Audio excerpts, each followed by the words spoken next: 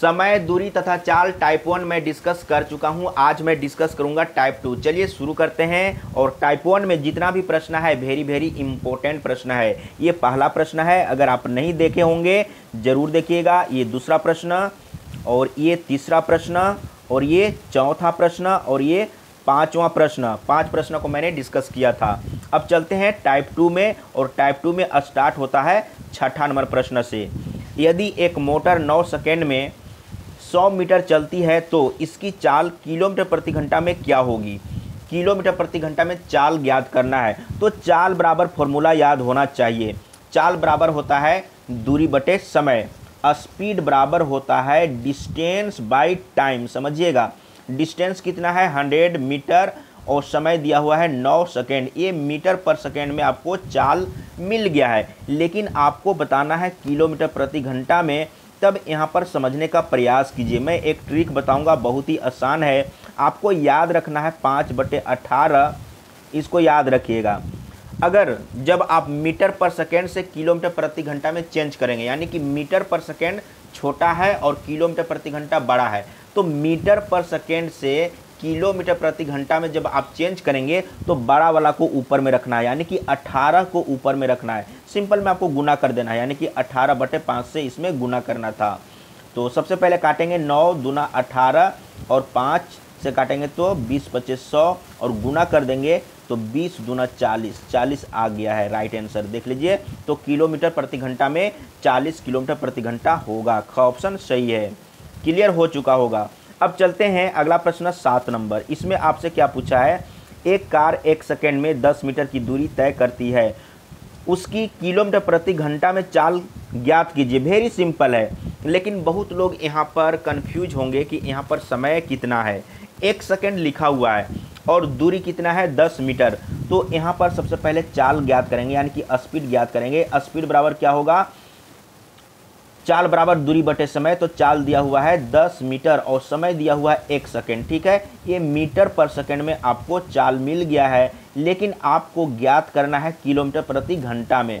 तो मीटर पर सेकेंड छोटा अमाउंट है ना, छोटा है, आपको बड़ा में चेंज करना है। तो बड़ा वाला को ऊपर में रखिए, यानी कि 18 को ऊपर में और 5 को नीचे में। यही तो मैंने बताया था। 5 से इसको काटेंगे तो 5 दूना 10 हो जाएगा, और 18 दूना 36। इसका राइट आंसर आ गया है। किलोमीटर प्रति घंटा में 36 किलोमीटर प्रति घंटा होगा। देख लीजिए कहाँ पर है, घ ऑप्शन सही है। वेरी सिंपल था। अगला प्रश्न चलते हैं 8 नंबर। यहाँ पर आपसे पूछा है, एक गाड़ी 36 किलोमीटर प्रति घंटा की गति से चलती है, 3 मिनट में वह कितने मीटर चलेगी। यहाँ पर मिनट में पूछा है, तो सबसे पहले आपको इसको चेंज करना होगा मीटर पर मिनट में। तब इसके लिए आपको यहाँ पर क्या करना है, देखिए समझिए। 36 किलोमीटर प्रति घंटा है ना, प्रति घंटा को आप सीधी आप नीचे में 1 आवर लिख लीजिए, प्रति घंटा यानी कि 1 घंटा। अब यहाँ पर आपको चेंज कैसे करना है, देखिए के का मतलब 1000 होता है, तो आप यहाँ पर के जगह में 1000 रख दीजिए, तो ये मीटर में चेंज हो गया। ठीक है, और बटे में 1 घंटा में 60 मिनट होता है, तो यहाँ पर 60 रख दीजिए। तो मीटर पर मिनट में ये आ गया है। ये जो चाल आया है मीटर पर मिनट में आया है। तो सबसे पहले अगर आप चाहेंगे तो 1 0 यहाँ से काटिए, 1 0 काटिए, और 6 6 36। तो कितना आ गया है, यहाँ पर एक बार लिख लेते हैं, 6 और 2 0, ये आ गया है मीटर पर मिनट में। ठीक है, याद रखिए। तो ये चाल है ना, अब निकालना क्या है, 3 मिनट में वह कितने मीटर चलेगी, यानी कि डिस्टेंस निकालना है। तो डिस्टेंस निकालने के लिए क्या करेंगे, दूरी बराबर क्या होता है, चाल गुने समय। दूरी बराबर चाल गुने समय। तो चाल हम लोग को आया है 600 मीटर पर मिनट, और 3 मिनट में पूछा है, तो 3 से गुना कर देंगे। ये हुआ चाल और ये हुआ समय, यानी कि चाल गुने समय। तो गुना करने पर कितना आएगा, 6 18 और 2 0 आ गया ना, 1800। देखिए कहाँ पर है, का ऑप्शन सही है। वेरी सिंपल था। इसी तरीके से आपको समझते चलना है। अब चलते हैं अगला प्रश्न 9 नंबर। ये जो प्रश्न है वेरी वेरी इंपॉर्टेंट प्रश्न है। जितना भी प्रश्न है सभी के सभी इंपॉर्टेंट प्रश्न है। इसमें क्या पूछा, यदि P अपनी यात्रा का पहला आधा भाग 40 किलोमीटर प्रति घंटा से तथा शेष दूरी 50 किलोमीटर प्रति घंटा की गति से तय करती है, तो उसकी कुल यात्रा की औसत गति क्या होगी। औसत गति निकालना है। देखिए, अगर कोई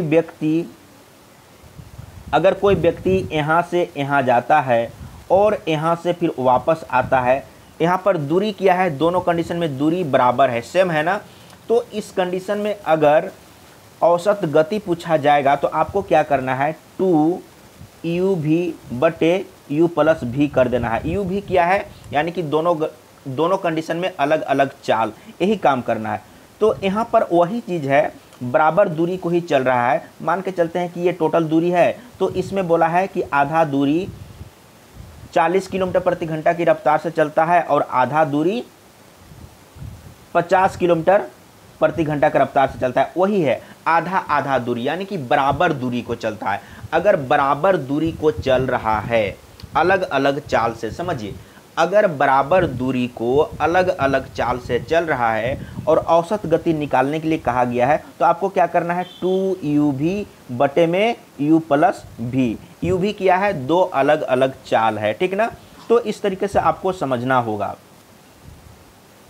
तो यहाँ पर आपको क्या करना है, 2u_v यानी कि 40 × 50 और नीचे में आपको जोड़ देना है। तो कितना हो जाएगा, 50 और 40 90, 1 0 तो कट जाएगा, काट दिए।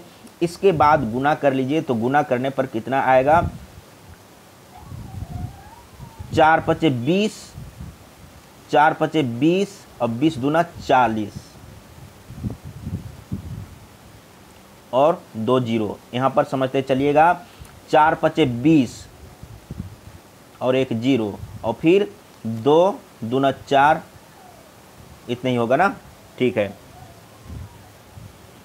5 चौके 20 और 1 0 बैठा दिए, 200 हो गया, ठीक है। हाँ, इतना होगा। और 9 से काट दीजिए, तो 9 से काटेंगे तो 9 चौके 36, यानी कि ज़्यादा चांस आने का ये का ऑप्शन सही होगा। आपको यहाँ पर देखना होगा। फिर से यहाँ पर अगर आप देखेंगे 9 चौके 36, कितना बच गया 4, तो फिर से 40 होगा, फिर से 9 चौके 36, यानी कि 9 चौके 36, 9 चौके 36 आता ही रहेगा। ए ऑप्शन यानी कि का ऑप्शन सही है। अब चलते हैं अगला प्रश्न और लास्ट नंबर है ये। देखिए, इस प्रश्न को आप समझिए कैसे आप सॉल्व करेंगे। एक साइकिल सवार 50 किलोमीटर प्रति घंटा की गति से कुछ दूरी तय करता है तथा 60 किलोमीटर प्रति घंटा की गति से वापस आता है, उसकी औसत गति ज्ञात कीजिए। वही प्रश्न है। देखिए, इसमें क्या है, कुछ दूरी चलता है, 50 किलोमीटर प्रति घंटा की रफ्तार से चला और फिर वापस आ गया, तो दोनों कंडीशन में क्या है, बराबर दूरी, और इसमें औसत गति निकालना है। तो वही फॉर्मूला यूज करेंगे, 2u_v/u+v। तो यहाँ पर आप क्या करेंगे, 50 2u_v, 2 × 50 × 60 और बटे में दोनों को जोड़ेंगे, तो 6 5 11 और 1 0, इतना हो जाएगा, ठीक है।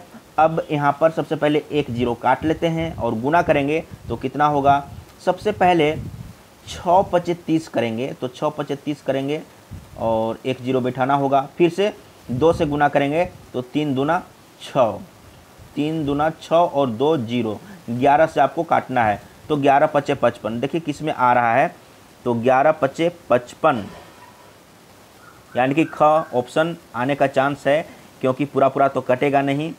11 5 55 और फिर से कितना बच गया है, 5 बच गया है, तो फिर से 11 5 55, तो 55 पॉइंट कहीं पर है, 55 पॉइंट कहीं पर नहीं है। और फिर से देखते हैं, तो यहाँ पर फिर से 5 बच गया है, तो 11 5 55, सॉरी, यहाँ पर एक बार अच्छा से क्लियर करते हैं। 6 5 30 और 1 0, 3 दूना 6, यानी कि 600 तो ठीक है, और 11 से 6 5 11, ठीक है। 11 से डिवाइड करना है, तो 11 से डिवाइड करना है तो क्या होगा, यहाँ पर तो 60 है ना, तो 11 5 55 तक जाएगा, 11 5 55, तो इसमें 5 बच गया है ना, तो 5 बच गया है, तो यहाँ पर कितना होगा, यानी कि फिर से 50 होगा ना, 5 बच गया है तो 50 होगा, तो 11 चौके 44, यानी कि 54 पॉइंट समथिंग आ रहा है। तो 54 पॉइंट समथिंग कहाँ पर है, यानी कि ख ऑप्शन सही है, राइट है। तो इस तरीके से आपको सॉल्व करना था, वेरी सिंपल प्रश्न है। इसी तरीके से सॉल्व करते हैं, थोड़ा थोड़ा करके पढ़िए और इसमें बहुत सा वीडियो बनेगा, मैं यही कहना चाहूँगा। अगर सीखना है, समझना है तो पूरा वीडियो को देखिएगा, तभी आपका ये चैप्टर कंप्लीट होगा।